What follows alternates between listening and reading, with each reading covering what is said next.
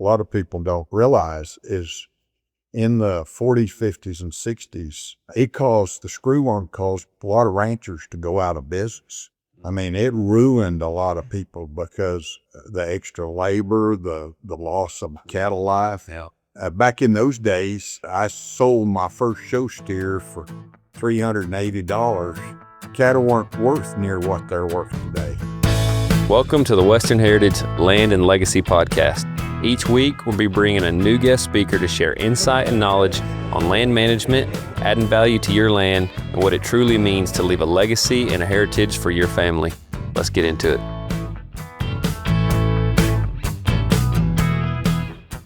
All right, we want to welcome everybody here to the Western Heritage Land and Legacy Podcast. I've got my dad here, Andy Holloway. He's from Canadian, Texas, Hemphill County. He's been in the cattle business for 35 to 40 years, spent 13 years as a Texas A&M AgriLife extension agent there in Hemphill County. And Dad's got a wealth of knowledge in the cattle market, in the industry. And when we get to talking, he's going to give us some insight on what's going on in the markets. And then we have Mr. Jimmy Burson right here from Silverton, Texas, Briscoe County. He's a rancher for a long time. His family's been here for a very long time. And anyways, Jimmy is a former county judge here in Briscoe County, and Jimmy's got some real life experience dealing with the screwworm when he was a young man. And so we're glad to have both of you on the podcast today, and we look forward to hearing what you have, your knowledge, and all the facts that can come out of this. So thank you guys for coming. Thank you for having us. You bet. All right. So to it. We now have the screwworm that's entered into the United States. I've got some interesting facts I kind of want to just throw out there for everybody. It's similar to the housefly, metallic blue-green body with orange eyes. 200 to 400 per laid in open wounds, those eggs. 200 to 400 eggs per laying. It takes them 12 to 24 hours to hatch once the eggs are laid.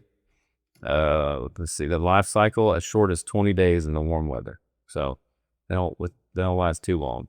The first U.S. eradication was 1966 after the program started in 1957. So we've already been through the screwworm before this happened. We lived with it for forever, I guess. As far as I know, it's been here So always. we kind of want to hear what it was like before today, you know, whenever we first had it, or whenever it was first around and we finally got rid of it. Guys like me, it's like, holy cow, like this is really bad. This is not good. But I think there's a huge overreaction. So I kind of want to listen to what you know about it, or what you've experienced, or probably what the very first memory you have. Just tell us what it was like. Well, first of all, I'm not an expert on screw, but I got in kind of the tail end of the screwworm before it was eradicated in our part of the world. But it was a reality that you dealt with all the time. I mean, it was something that was around, and if you had something with an open wound, say after last of April or May or summer, well, they were probably going to get screwworms. It was just something that you did, and you monitored your cattle constantly in the summertime. And one of the ways that you did to fight the screwworm is you branded real early, or in the fall after the flies were gone, before the flies showed up, and hoped that they healed up before the flies came out. And one of the first jobs of every little kid that was on the ranch, when they branded, you had a dope bucket. And I don't remember what was in it, but it was a black, old, oily, stinking looking mess with It's like tar. it was like a tar is what you remind. It was like a runny tar, and you had a paintbrush. And when they worked the calf, nearly everybody in this country had Hereford cattle, so they dehorned the steers, and we didn't dehorn the heifers. We had horned Herefords, but left the heifers with horns. But we dehorned the steers and castrated them, and that was every little kid's job, to take the dope bucket and dope the head where they dehorned, and the bag where they castrated the calf. And then you hope that they healed up before the flies came out. And then invariably the walk would be. But when they eradicated the screwworm, it changed the whole dynamics almost of this part of the country, because all the rough country that we had, you had to have somebody prowling those cattle nearly all summer long to doctor screwworms. And A lot of good horses back then. oh man, a lot of good cowboys and a lot of good horses. And I've heard a lot of cowboys say, man, we don't have near as much fun now as we used to, because when they got rid of the screwworms, we didn't get to rope all the time. You can almost be an absentee rancher with your And now you cameras all over your water. You know, you put cameras on your water trough, cameras out with live video. You don't even have to be there. But now we might be fixing to get back to those times. well, hopefully they'll do something. Start some more eradication procedures before they get too bad. But it was. I was probably a teenager, a young teenager when they started eradicating. Well, when they started eradicating, I was only 8 years old in '57. But So he was in charge of the dope bucket. that's right. But we doctored a lot of screwworms, and that was just a constant thing that you did, and you got real good at identifying a case. If it was of course, if it was with a dehorn, you could see that. But almost any open wound where you'd get screwworms, and of course, down below the cap where it was brushy and rough country, well, you had to have somebody that rode that real regularly to monitor for those screwworms. So how could you tell if they had a screwworm? What did it look like? Like, was it, Well, it'd be an old, like on the of course on the horns, you'd just see a bloody black, blood turns black. right? And the difference between a maggot is not really harmful. It feeds on dead flesh, but screwworm feeds on live flesh. Right. So if you let that go, that it could potentially kill the animal, and they certainly wouldn't do any good, So you could spot it, especially in the head, and then you got real good at spotting a bag where they'd been castrated. It'd just be a bloody mess. And a lot of times, you could almost sniff it out. It smelled red. Smell the high head. Yeah. So how would you? So if you found a steer with tipped horns or castrated, a few months down the road, and after you get done branding and dragging and all that, so how do you go about doctoring that? Well, you roped them, Right. and then you had a spray or That would just kill them. and it was real good if you got to it, and you get them all out that you could, and just spray that in there, and then spray all around the wound, and that would kind of keep it out. Okay. I got one funny story to tell. And they started one when they started eradicating them. We had this old cowboy that worked for us a lot. He killed heifers and work, but he's old time cowboy. And I won't mention his name, but he is talking to my dad. Said, "How are they going to get rid of these screwworms?" It was a buzz around. He said, "How are they going to get rid of these screwworms?" My dad said, "Well, they're going to turn loose.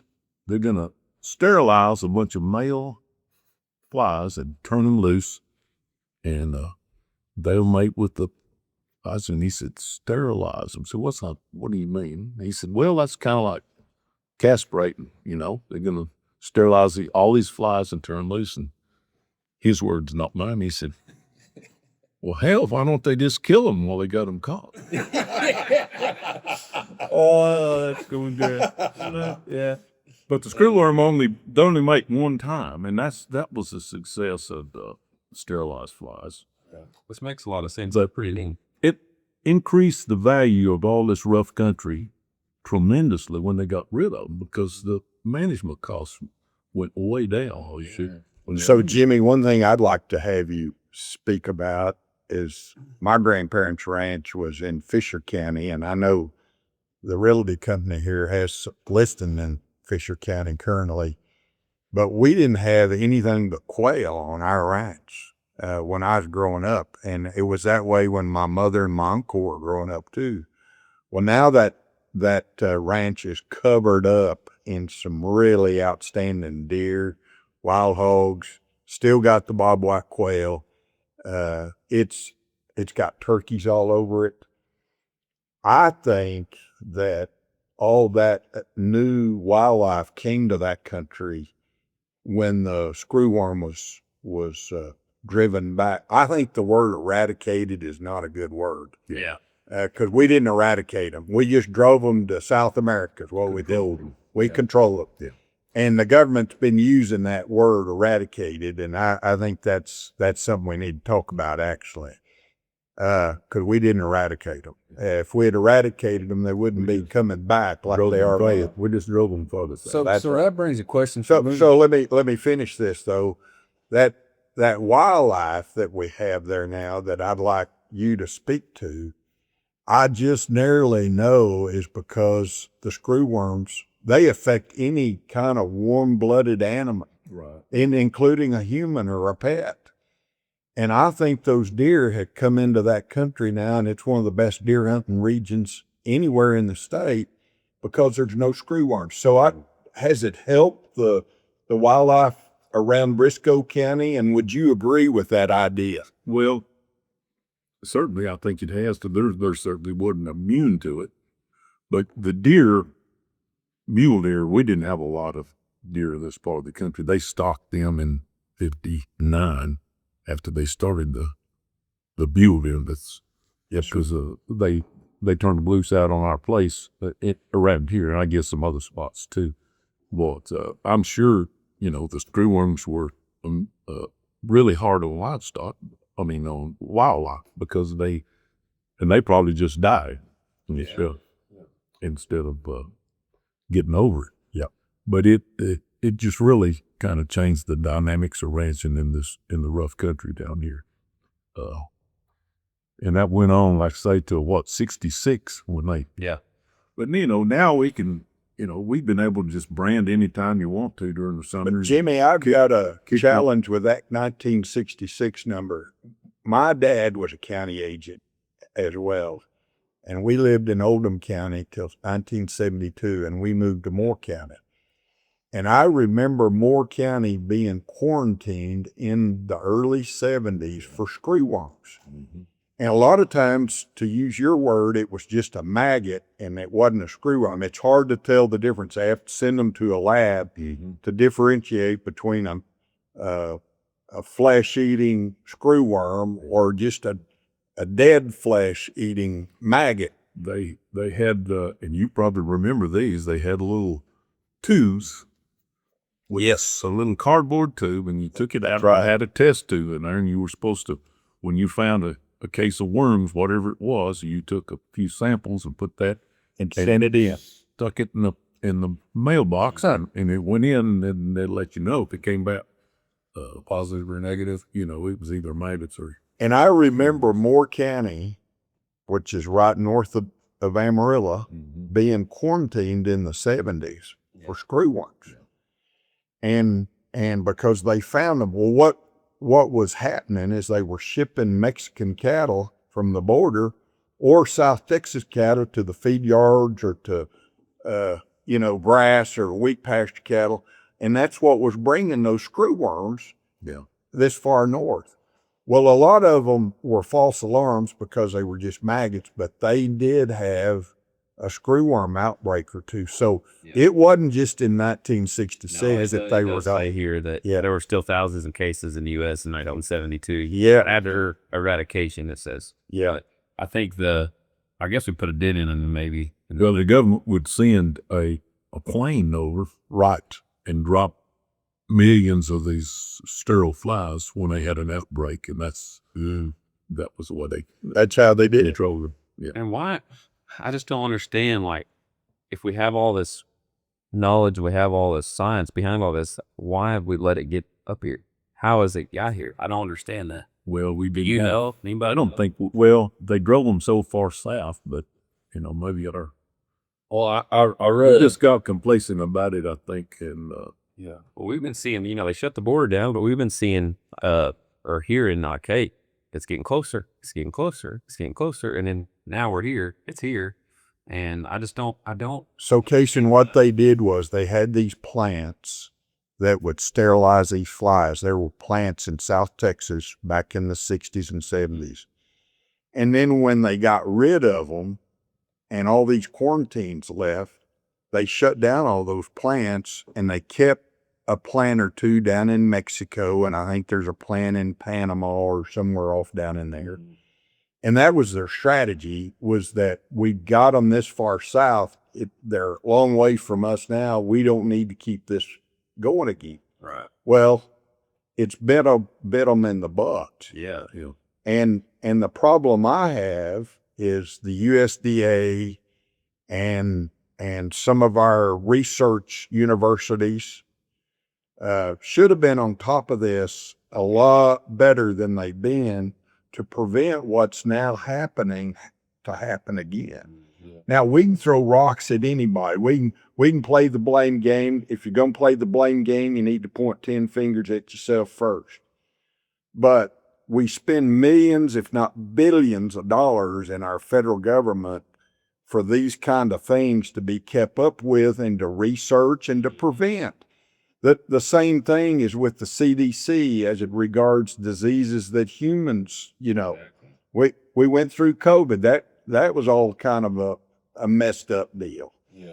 And so we just, to go to your point, there's no use in playing the blame game. Secretary of Agriculture Rollins is doing the best she can with the cards she's been handed.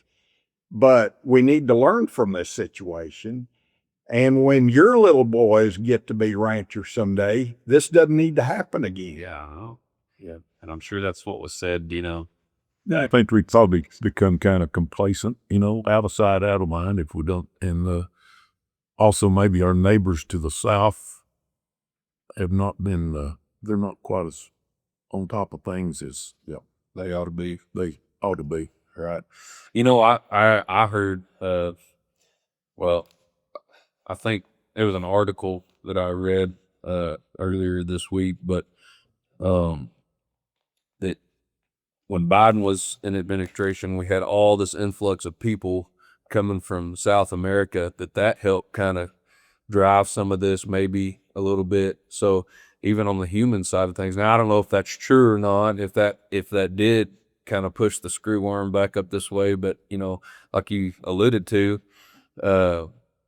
they drove them all the way back past the Panama Canal back in those times, back in the 60s, 70s, and all of that. But I don't know. I mean, would a human be able to transfer some of that? Absolutely. You think about all the people walking with those shoes that have wounds on their feet that come. Gosh.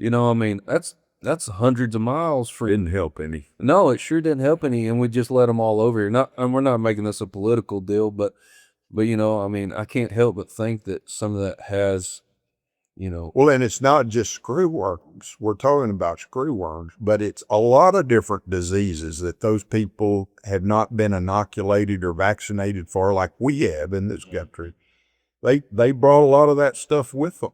Well, here a year and a half ago up at Dalhart, they had all that case of measles. I believe that's what it was. A lot of kids were catching measles there in the school. And I'm sure a lot of that has to do with kids their parents coming to work at the dairies and the feed yards up in that country, and that have not been vaccinated for those types of things. So I don't know. It's a very good possibility that humans can sure probably drag that along. But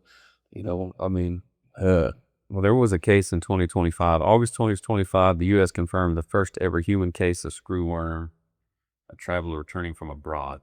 Yeah, it was a lady. And she brought it with her. Yeah. And how do you not feel that and be like, hey, I think I'm going to take this little thing out of me before on the plane? Well, I think when it first happens, you don't know it. It's just like a file lit on your around. I feel like it's on the eating, and it doesn't take much. It doesn't take much. Just like I said, I'm not an expert, but it doesn't take much. Just anything that would draw blood would. That's right. Yeah. Can instigate it. Kind of makes sense for it. More. Casey, one of the things to go along with Jimmy's statement that a lot of people don't realize is in the 40s, 50s, and 60s, the screwworm caused a lot of ranchers to go out of business. I mean, it ruined a lot of people because the extra labor, the loss of life, cattle life. Yeah. Back in those days, I sold my first show steer for $380. Cattle weren't worth near what they're worth today. Well, a good pair today, a high quality pair, is worth $5,000 or $6,000. Yeah. Well, there's a lot of difference between a $150 to $200 calf and a $3,000 calf.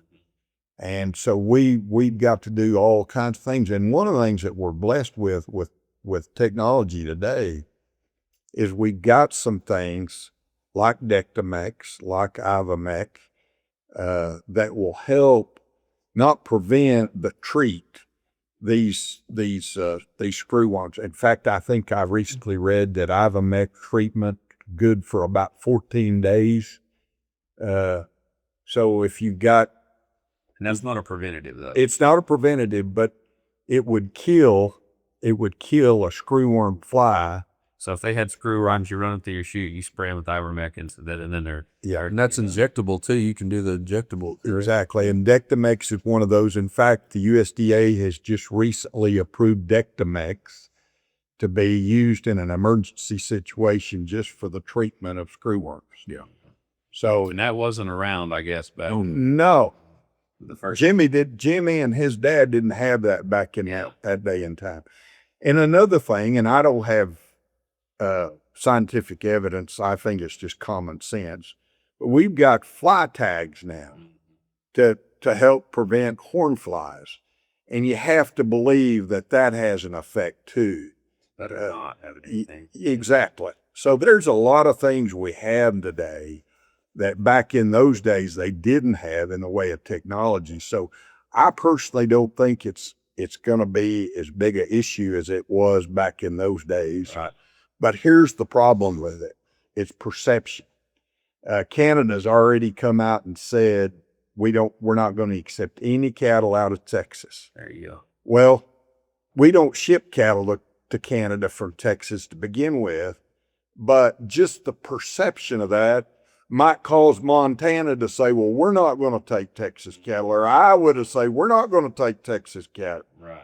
And then all of a sudden you've got a snowball, and then that perception's what affects the market. And that's the problem that I see coming as it regards some of this. It's like another mad cow, Exactly. exactly. Which was nothing. And what's ironic, Jimmy, to that point that you just spoke, Mexico has just banned Texas cattle from coming in because of well, the dadgum screwworms come from Mexico. Yeah. If that's not the pot calling the kettle black. Yeah. That doesn't. They don't make a whole lot of sense. But you're right. It's a perception deal, and that affects the markets too. What are they going to do to the markets? Is it? I guess it'll drop. I mean, I don't think. I can't say it affected the market a lot as far as but we had great cooperation in the 50s and 60s with the with Mexico and the countries down there. It was it was a cooperative effort. Right. And I hope we get this same thing again. So back in those days, Jimmy, this is something we hadn't talked about, but you'll know a lot about this, is we used to have dipping vats, and all those cattle had to be dipped. Even cattle that would go from Texas to Oklahoma, they'd have dipping vats at the state line, and you'd have to offload your cattle. They'd have to be dipped in that dipping vat before they could go into Oklahoma. That was their technology then. Yeah. And so... I see videos of them still doing that down like in South Texas on all those year cattle, Brahman influenced cattle, and down in Mexico, I'll see videos of them still dipping their cattle in those big vats like that, one at a time. I think that's pretty interesting. Well, it's a good way to control things besides screwworms. It controls flies, it controls ticks, it controls snow. all kinds of things. Yeah. on my heifers I've got outside of town here, I sprayed them with permethrin and diesel, mixed that and sprayed them. I mean, it wasn't a week and a half, 2 weeks maybe, and they already covered back up with flies. Like, did that, what y'all are talking about, the dipping, see, all this is new for us young guys. Like the screwworm, we hear that, we kind of freak out, but, and then the dipping, and like I've seen pictures of it on your walls and stuff of, you know, those guys running those horses through it too. But like, is that a more effective than permethrin, let's say? I mean, is that a better, I can't tell you. I don't. you know, like the chemical, whatever they put in it, is that going to be better? Because that permethrin did. There's probably something that's banned now. Yeah, yeah, probably. So they that use chemical in that they used was called Colrau. Yeah. And Colrau was the thing of choice for years and years and Go-to chemical, you know. yes, sir. And so to answer that question is we have, because of Ivomec and Dectomegs and probably other things too. I don't know anything about this fly bait thing that the Texas Ag Commissioner likes to talk about, Sid Miller. There's a lot of speculation about that on both sides, but if that helps, I think it needs to be used. I don't know anything about it personally, but I'm just saying there's things today for your generation to fight this that Jimmy's generation and my granddad's generation didn't have. I think we're going to solve the problem the way that we solve nearly everything these days. Technology is going to be it's going to be the answer. You know, we got so many more technological tools to deal with these things. Like it's got to be knocked. Everything in life now, you know, we deal with it with technology. And News travels so much faster. Yeah, that's one of the things that they and information travels so much faster. But Andy, like you have a really nice registered Angus herd and really nice bulls. And what is, you know, I mean, they're some of the nicest around. So what are the steps that you're going to take to, as a preventative? Is there any steps that you're going to take moving forward over the next 30 days that you can share with everybody that they might want to take and use on their herds? Well, first of all, we back pour all of our cows with Sidectin. Okay. I like Sidectin myself personally because it doesn't kill the dung beetle. Okay, we talked about that. Yes, and that's interesting. And I think that's important for our ranching environment. That is super important for everyone to know that. Absolutely. And so I'll Sidectin over. Well, I don't want to put Ivomec or Dectomex or any of those other really good products down. It's just the product for our ranching business that we want to use because we want to protect those dung beetles, and that's Sidectin. Okay.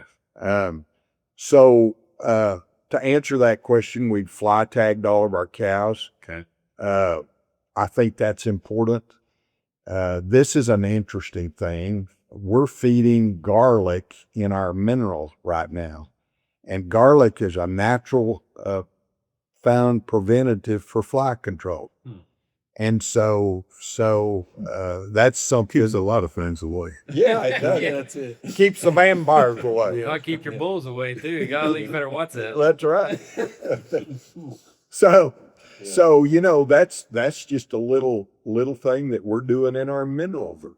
There are minerals that you can buy today that will literally control your flies, and so these IGR minerals are things that feed companies can do, and now where that doesn't work is if Jimmy's using IGR mineral and his neighbor right next to him's not, and Jimmy's cows go over to the fence line, well, the neighbor's flies are going to come get on Jimmy's cow. But if he's got some country that's away from other cows, or if the neighbor's using IGR, then it works like a champion. Right. So there's things like that you can do, Kason, that I think are great management tools. And I really encourage people to use those kind of management tools and to stay on top of it. Yeah, if we all do it, then I feel like we should have this under control and pretty quick. And I feel like everyone, I mean, like we were talking about, information has traveled so fast. Everybody's aware of what's going on. Everybody's aware of the steps that need to be taken. Right. And just like us doing this and trying to provide information to to everybody, and what works and what's not working, and what worked in the past. I mean, I think that's super important. I feel like we'll get this knocked out in a hurry. Well, I don't want to argue with you, but it's not out of control. Right. Now, it's in control. Right. We just want to keep it in control. Yeah. And that's, to me, the purpose of a conversation like this, is education and best management practices, so that we do keep it. Because when Jimmy's family were ranching back in the day, my granddad was a registered Angus breeder in Fisher County, then a few miles of where you got this listing on this place that the Tarleton's got. Man, the screwworms were bad. They had pole cattle, but they still fought screwworms. Yeah. And so we don't ever want to go back to those days. And I think that's what everybody's trying to prevent. I think we've got 5 or 6 cases now in South Texas. There's a goat around Fredericksburg. There's a few cattle around Uvalde, I think, in Lavaca County. There's a dog right across the line in New Mexico. Yeah, somebody drug it from Mexico all the way to New Mexico around El Paso. Yeah, and a veterinarian I heard or read in Andrews, Texas, treated that dog and found it. Interesting. But here's the thing: we don't want it to get up here. We don't. And to go back to your statement earlier about people migrating from the south, anytime there's wildlife or pets or humans or cattle, anything that's warm-blooded that's been exposed and might be carrying one of those things, and brings it right here to Briscoe County, and all of a sudden Jimmy's ranch is exposed to that, that's a bad thing, and that's when it does get out of control. Well, you know, What is the quarantine? Like, what are the quarantine regulations? Does anybody know the extent of what they talk about right now? So I do not, and I don't want to speak to that. The Texas Animal Health Commission would be in charge of that. The way it used to work, as I remember, and Jimmy, you're going to have to help me with this, but it was kind of twofold. If Jimmy's ranch was quarantined, then his adjoining neighbors were Everyone next to you was. That's right. yeah. And it was the same way with the county. If a county had, then the counties that touched that county were under quarantine. Like, cattle couldn't sell. You can't move cattle out of the county, or They had to be inspected. You had to have I don't remember exactly how it was, but they had to be inspected. You couldn't just load up some haulage gas. Yeah, that's right. You had to have written permission to move them and all kinds of stuff. I think, if I remember right, they could go to slaughter. So if you were hauling some cows, maybe to Cabanis or something, you could haul those cows. But you had to account for all that. Yeah. And, but again, to go back, and I think the main message and educational component of a conversation like this is perception. And the perception that we as ranchers and beef cattle producers need to be projecting is this is under control. We are able to use technology that we didn't have back in the day to control it. And here's the biggest thing in that, is that our beef is safe, it's nutritious, and it has nothing to do with the quality or the safety of the meat. So the consumer is absolutely protected. So I've got some stuff pulled up. The Texas Animal Health Commission has identified, how do you say it? LaSalle County, Uvalde, Webb, Zavala, as confirmed infested zones, a 10-county quarantine area in place. Warm-blooded animals located within the designated infested zones cannot be moved outside of those areas without prior authorization from the TAHC, Texas Animal Health Commission.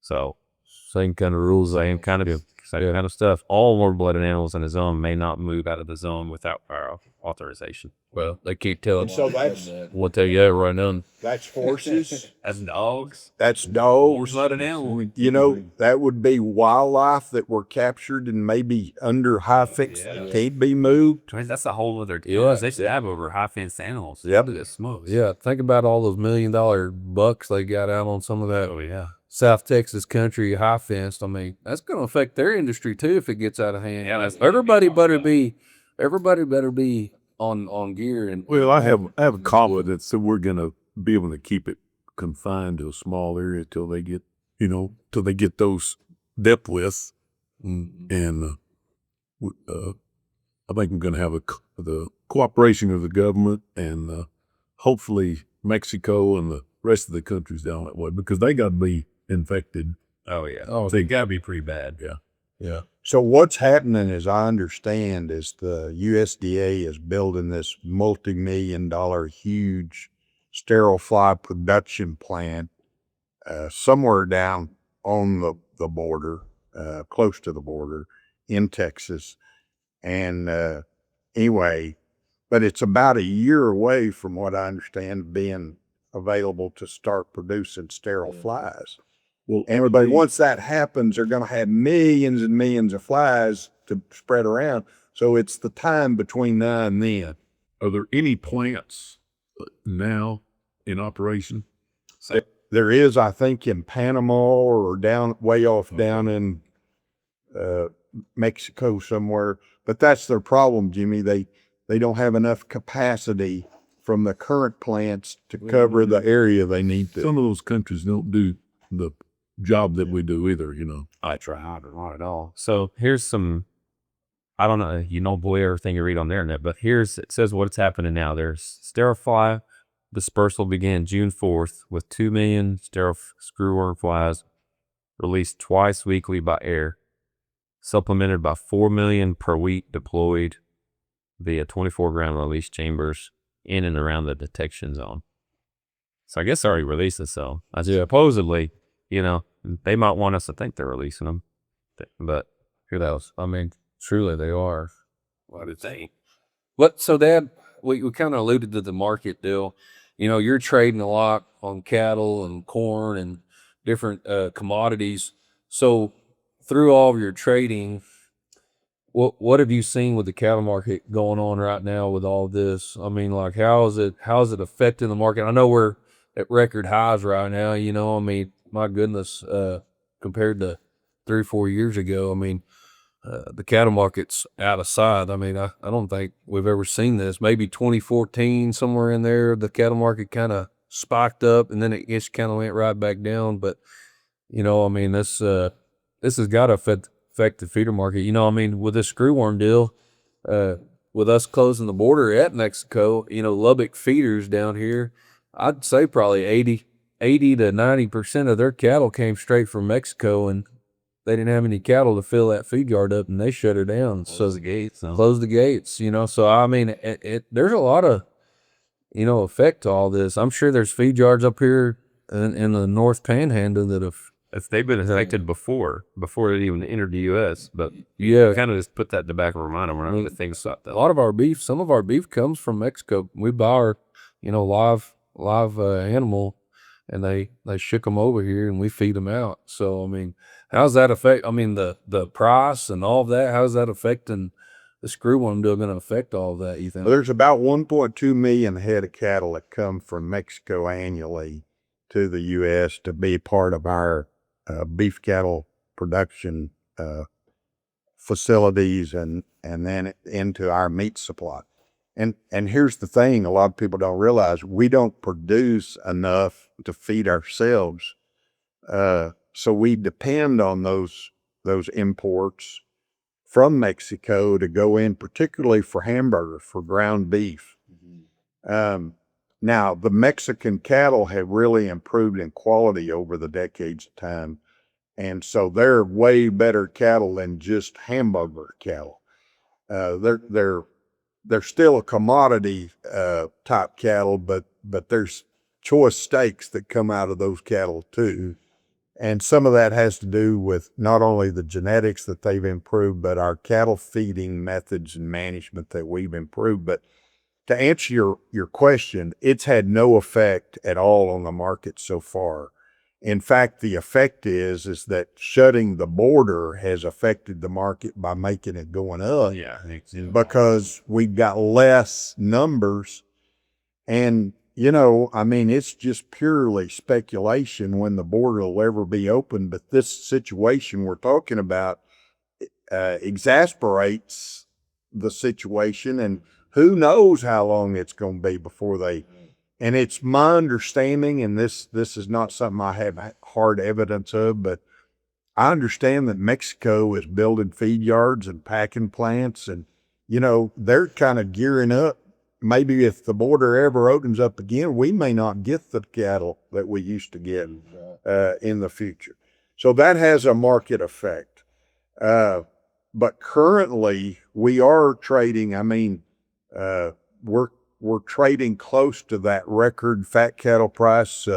I sold some cattle yesterday for $257.5 out of the feed yard, going to USPB. I think 260 is about the high, so we're not far below that high. So this deal is red hot for our beef cattle producers, and I don't see that changing. In fact, my analysis is, and let this go in one ear and out the other, I'm not offering it as advice, but, you know, if the screwworm affects our inventory, an effect could be not just losing cattle, but just slowing their growth down. If that affects us, it's just going to make our cattle market even higher. Right. So I think I'm bullish this market for another couple of years probably, and maybe beyond. There's so many dynamics that are in play now that when Jimmy and his family were ranching are not part of the dynamics that they dealt with. Yeah. Part of that is the new demand for quality. You know, we as consumers are not afraid to spend $50 or $100 for a steak anymore. Yeah. Right. And you would have never thought of that. I remember Jimmy Mendeloo Bradley at Esteline, Texas, in 2015 at my first beef conference there in Canadian, Hemphill County, said that they were serving a $50 steak in Lower Manhattan for lunch. It was a $50 luncheon steak. Well, I thought to myself, there ain't nobody ever going to pay $50 in Texas for a steak. Yeah. Well, we do every day now, Yeah. you know. Yeah. That's no Had big to eat deal. those words, didn't you? Yes, sir. And some of that's not just about demand. It is about demand because we've improved our cattle so much, but some of it has to do with the value of the dollar. You know, ranch land around here used to bring $50 an acre. Yeah. Now that same ranch land brings thousands an acre. Yeah. And that's because to some degree the value of the dollar. And that's part of what we're witnessing in our commodity markets too. I think the screwworm is something we need to be concerned about, but it's not an emergency. That's right. It's not a catastrophe. It's just something we got to deal with. Yeah. And we'll deal with it and move on. And Jimmy, I think our officials are really trying hard to keep it from being an emergency. I think we've got good people. Now, have we made some mistakes like that border being open? That was a big mistake, not just for screwworms, but for a lot of things. Yeah. And so, you know, we learned from those things, and hopefully people have got level heads and go forward, don't make those mistakes again. But, you know, that's where you said you didn't want to talk about politics, but that's where politics gets into play. And sometimes, talk about politics. you know, sometimes people do things and make policy decisions that are politically driven instead of driven by what the facts are or what the past has been. And then that winds up being a mistake. Right. Well, I think this has been a great conversation. I think we can wrap it up from here. Yeah, it's been an awesome show. Thank you guys for coming and giving some insight and the past knowledge and future knowledge, the markets. I mean, it's like I said, it's something we got to deal with. It's gonna. I mean, hopefully we can keep it at bay and not get it, drove further north, farther than Zavala County or LaSalle County or whatever that is, and maybe they'll just have a couple of cases. But yeah, it's been a great show. So one thing I took away from Andy's saying that this screwworm is a blessing because it's drove our cattle markets up pretty good. Yeah, for sure. I mean, what a Corey cross steer still bringing $1,600. Why would you ask me that? I mean, we got those high quality Pyrenees, We're going to have to try to upgrade those with some Holloway genetics. Yeah. Out there on the George Range. I don't need none of those braver Corey cross bulls on my. So, Casey, one thing I think is important to say to wrap up, though, and this is always important to say, not just in this situation, but the American rancher is the greatest steward of the land and the livestock, the wildlife that there is on planet Earth. Yeah. And the American farmer is the greatest producer of food and fiber that's ever existed in the world. Yeah, I agree. And so people are being responsible about trying to deal with this. And because of the stewardship of the rangers, the political officials are very sensitive about all this. And they're trying to be out in front and to do what they can. And so I just think the message needs to be that the American rancher is going to take care of this situation, and the consumer in this country and around the world that eats U.S. beef can eat it with confidence, knowing that it's the best protein source that's available of all time in the history of mankind to help feed the world. It's safe, it's nutritious, and it's healthy for you.